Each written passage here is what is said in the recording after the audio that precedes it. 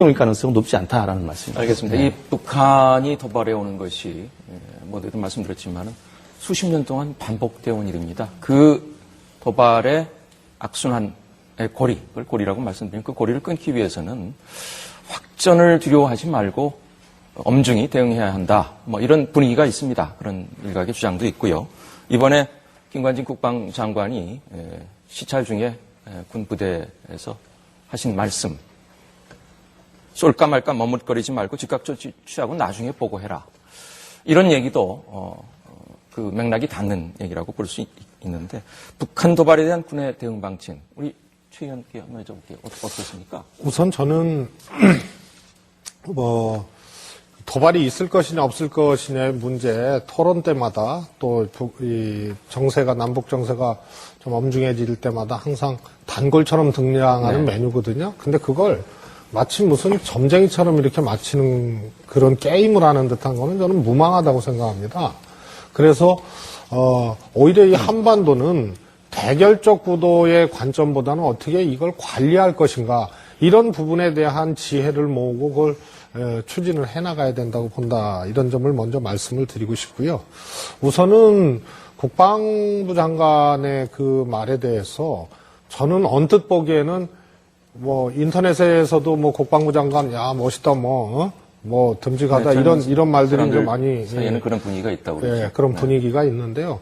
저는 또 다른 측면이 있다고 생각합니다. 첫 번째가, 군사정권 시절이 아닌데, 지금 문민통제, 굳이 얘기하자면, 군에 대한 문민통제로 군의 관점 이외에, 문민적 관점으로 이것을 조정하고 균형을 맞춰나가는 군사정권 이후의 그 시스템들이 최근에 경색된 남북관계 때문에 군 중심으로 이동하는 것 아니냐, 이런 것에 대해서 우려스럽게 한번 살펴볼 필요가 있고요. 두 번째로는 간접적으로 혹은 또 이렇게 따지면 국방부 장관이 할 수도 있는 얘기다, 이렇게 생각할 수 있지만 그 이면에는 이것은 사실은 군의 지휘 계통이나 이런 걸 봤을 때 국방부 장관이 직접 거론하는 것보다 합참의장이라든가 이런 분들이 내부 지침이라든가 이런 거를 통해서 숙고해서 이렇게 하는 것이 맞다. 이것을 프로파간다 하듯이, 마치 어디 시위하듯이 이렇게 얘기하는 게 과연 이게 좋은 것이냐, 이런 것에 대한 이제 반론도 분명히 있습니다. 그래서 이거는 다른 뜻이 아니고요. 아까 이제 우리 존경하는 정호김 의원께서 평시작전 통제권은 우리한테 있기 때문에 이런 이 평시에 이제 도발에 대해서는 완전히 남쪽에서 책임지고 잘 대응하면 된다 하는데, 사실은 그렇게 단선적인 구조가 또 아니거든요. 그래서 북이 도발할 때 우리가 대응하는 방식은 저는 기본적으로 한계가 설정돼 있는 환경이다. 이걸 잘 직시를 해야 된다. 그래서 그때 논란이 됐던 교전 수칙이라든가 이런 것도 언뜻 보기에는 개정하자, 그때 연평도 사건 났을 때 개정 그게 쉽습니까? 왜냐하면 이건 확전을 방지하기 위해서 평시작전권은 우리가 회수를 했지만 이거는 코다 위임 사항이 돼 있습니다. 그래서 대응도 어떻게 할 것이냐, 이런 문제는 결코 우리의 평시에 일어났다 하더라도 우리의 전적인 책임 범주만은 아니다. 그래서 아까 우리 김 박사님께서 말씀 잘하셨는데요. 전 동의합니다. 공격하는 사람과 방어하는 사람은 이거는 균형 있게 이렇게 소위 말해서 응사를 할 수가 없습니다. 그래서 한반도 상황에서는 이 북한에 대한 북한 도발에 대한 대응도 한계 상황을 설정하고 따져봐야지, 이게 무슨 용기부리 만용 부리듯이 그렇게 할 문제는 아니다. 그다음에 이걸 둘러싸고 있는 여러 가지 정황들, 또 최근에 국방부 장관 발언이 외형적 측면과 내면적 우려가 동시에 존재한다, 이 점들을 같이 살펴봐야 된다고 생각합니다. 최 의원 말씀은 부정적인 평가 쪽에 좀 방점이 찍혀 있는 것 같습니다. 어떻습니까? 군의 대응에 대해서 지금 질문을 하셨는데요. 지난 연평도 사태 때 정부가 국민들로부터 비판을 받았던 가장 중요한 이유는 그런 급박한 상황에서 군이 방어를 제대로 하지 못했다라는 데 방점이 있었습니다. 우리가 F-15가 있었음에도 불구하고 그러한 상황에서 F-15가 떠 있었음에도 불구하고 제대로 된 대응을 하지 못해서 그런 희생이 났고 또 국민들의 군에 대한 신뢰가 상당히 추락이 되었었습니다.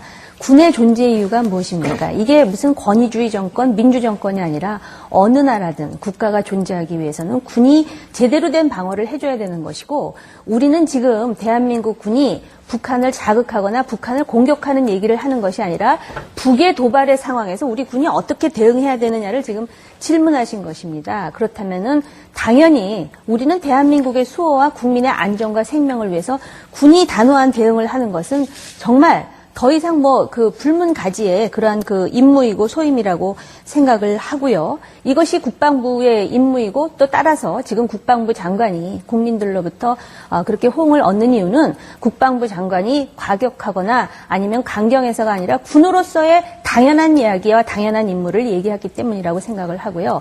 그 대신에 또 통일부가 있지 않습니까? 대화를 강조하셨는데 이미 이명박 대통령께서 3.1절 날 대화를 또 제안했습니다. 통일부가 할 일은 또 대화입니다.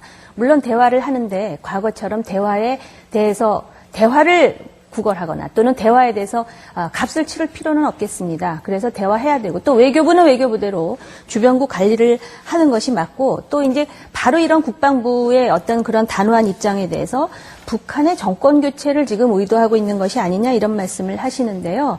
지금 다른 나라의 상황을 보시면 아시겠지만 우리가 정권 교체를 의도한다 해서 또는 우리가 정권 교체를 의도하지 않는다 해서 북한이 우리 의도대로 되는 것이 아닙니다. 독일 보시지 않았습니까? 서독이 동독을 흡수 통일하려고 애초로 목표로 삼은 것이 아니었습니다. 그런 상황이 되면 우리로서는 가장 합리적이고 비용 효과적인 방법으로 그 위기를 관리하고 궁극적으로 평화를 가져와야 되는 것이 국가의 임무입니다. 그리고 북한의 붕괴를 지금 노리고 있다 하셨는데 그거는 정말 잘못된 말씀이시고요. 그래서 국지 도발에 대해서 잠시 말씀을 드리자면 국지 도발에 대한 평시 작전 통제권이 우리에게 있다라는 국방부 장관의 답변이 있었고 이미 최 의원 말씀하셨듯이 그럼에도 불구하고 이번에 키 리저브 훈련에서도 국지 도발에 대응한 한미 연합 훈련을 같이 포함시켜서 했습니다. 그러니까 우리가 이런 이야기를 하는 것은 불필요하게 국민들께 위기를 조성하기 위해서가 아니라 우리의 현실이 이렇기 때문에 그런 부분에 대해서 의연하게 지금 상대가 도발하는 것에 대해서 얘기를 하는 것이지 평시에 우리가 상대를 자극하는 얘기를 하는 것이 아니라는 점을 다시 한번 강조합니다. 예. 북한의 도발이 있을 경우에 군이 강력하게 대응하는 것에 대해서 어떤 국민이 반대를 하겠습니까? 제가 볼 때는 거기에 대해서는 이의가 없을 거라고 보고요. 다만 그러한 상황에서 작년 연평도 사태 같은 경우 우리 이명박 정부가 적절하게 대응을 못했던 부분에 대해서는 비판을 했던 것이고요.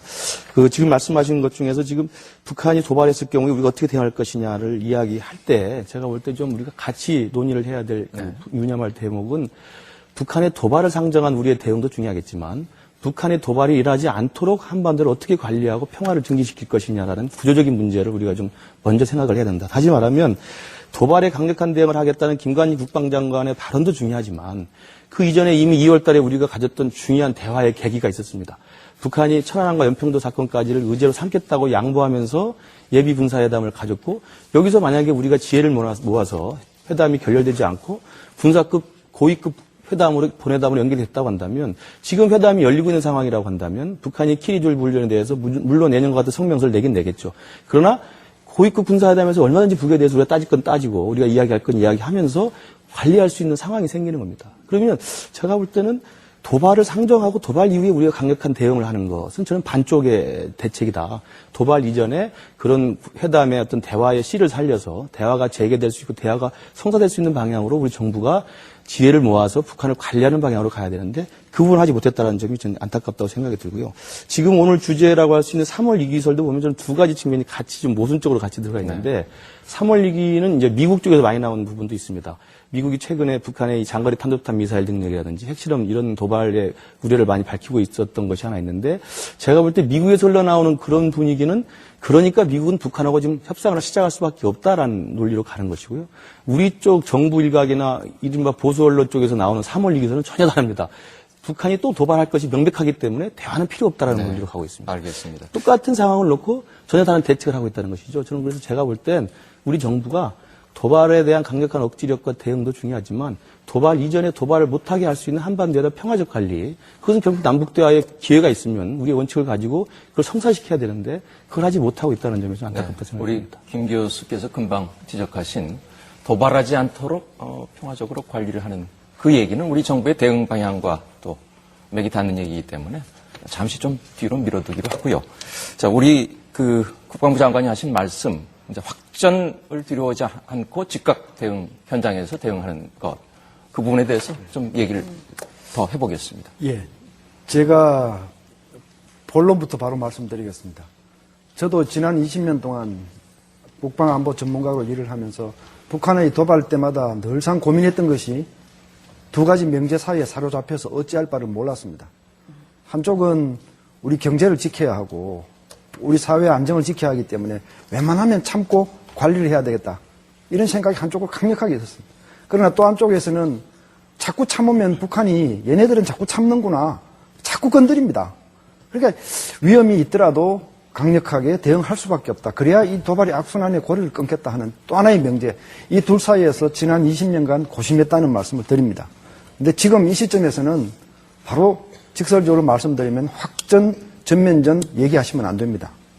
지금은 아무런 생각 없이 가차 없이 응징해야 합니다. 지금 우리가 확전 얘기를 하고 전면전 얘기를 하면 할수록 상대는 나만은 확전을 두려워한다. 전면전을 두려워한다. 이 논리의 그 모순 속에 빠지는 겁니다.